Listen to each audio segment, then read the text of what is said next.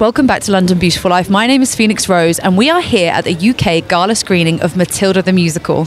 We are going to be speaking to cast and crew about the making, the behind the scenes and what to expect from the new film. Come with us.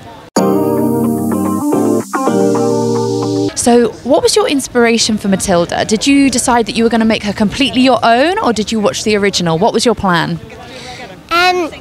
So I'd seen the original and I'd read the book. I had never seen the stage show, but I kind of just thought that I'd just try to, like, they're absolutely amazing. The girl Mara, who played in the original, I just thought I'd take my own, kind of try to put myself into Matilda's shoes and just see what kind of way I could portray the character. So yeah, I was just trying to take my own kind of twist on it. What do you feel you brought to the character? I think because I grew up with books and I loved books, and I wanted to work in a bookstore when I was 17, and my mother was like, no, it's because you want to meet that boy, so she never let me. I always loved books, and I've always found books a great way to remove myself from situations I didn't want to be in. You start reading, you know, and then you get into that world. So yeah, I mean, I think the fact that Mrs. Phelps was all about books and she could understand Matilda's story, or she didn't understand it as such, but Matilda told her story through books and through other stories. I love that. It felt very normal to me. That sounds lovely. That sounds like it's very close to home for you. Yeah. Matthew, thank you for stopping and talking to us today. How are you feeling about this evening? Very excited. It's lovely. There's a lot of friends and family and crew and people that I haven't seen before, seeing the cast again. And this is the sort of landmark moment to launch the film, you know, opening this week. And it's been a long journey getting here. I'm really proud of everything that we've all done. And yeah, it's an exciting night.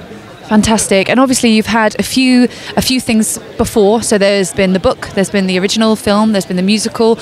What made this, what was your stamp? How did you make this one different and put your Matthew on it? Well, of course, I directed the stage version, and this is a film of the stage version. So although it's connected to the book, it's not really connected to the 1990s film at all. And I think they're distant cousins rather than twins. And so, yeah, I felt very, very connected to the piece.